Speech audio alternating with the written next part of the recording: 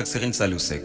dalee na jàmm Sénat ak direction générale des élections daanaka fépp ci yéenekaay yi nu xëyandool muy l'Observateur, L'As, Les Échos, Vox Populi, Source A, Enquête, Le Quotidien, Walf Quotidien, lii Quotidien ba ci journal L'Info. Le Soleil national ne njiitu réew mi di président Macky Sall teg na bureau bu yees ca Sénat di commission électorale nationale autonome ña fa nekkoon seen mandat jeex mu remplacer leen. yéenekaay bi ne Doudou Ndir ma nekkoon président Sénat, Abdoulaye Sylla moo ko wutu nekkoon inspecteur général d'État de classe exceptionnelle. L'Observateur ne bureau Sénat ba exception amu ca njiitu réew mi ña fa nekkoon la fa jële teg fa ñu bees. Sud Quotidien ne Doudou Ndir kay recours ba mu bindoon waa direction générale des élections moo ko yóbbaale. Walf Quotidien ne bras de fer la woon ci diggante Sénat ak DGE farwaay Sénat ji daanu. Le Quotidien ne gannaaw fukki at ak ñeent yu Doudou Ndir def ci boppu Sénat njiitu réew mi di président Macky Sall jël na dogal remplacer ko teg fa Abdoulaye Sylla. Les Échos ne du moom dong équipe bépp la fa njiitu réew mi jëlee te seen mandat ba mu jeexee def na fanweeri weer. Enquête yéenekaay mi ci defu enquête ne bileb dogal fi mu ñëwee dafa yamoo ko direction générale des élections ne turu Ousmane Sonko nekkul ci fichier électoral bi kon amul sañ-sañu joxe fiche parrainage mandataire ba mu fay yabal. ay avocat boole ji fépp ba demoon ca kanamu Sénat gannaaw ba ca la njiitul Sénat di Doudou Ndir bindu kayit di ca wax waa direction générale des élections ñu jox Ousmane Sonko ay fiche parrainage fekk booba mbir ma moom Ousmane Sonko ay avocat yóbbu nañ ko ca kanamu yoon ba tribunal bu Ziguinchor jot caa wax. Cour suprême nar koo leeral fukki fan ak juróom-ñaar ci weeru novembre bi. ci diggante bi nag Sénat bindu kayit démb dogal bi wàcc ci source aané acte boobee Doudou Ndir jëloon far na nekk actam bu mujj ca boppu Sénat. Vox Populi ne lu ci mën di am daal seen dem gi mënuñu caa génne lettre bi mu bind direction générale des élections. Laas ne seen mandat moo jeex moo tax ba fukk ak ñaari membre yépp lan rungu remplacer leen rungu leen day nuroo ki bay bés bi la journée dañ leen a viré ba noppi naan seen mandat jeex te yéenekaay bi nee na ñoom Doudou Ndir seen mandat moo nga jeexoon ca atum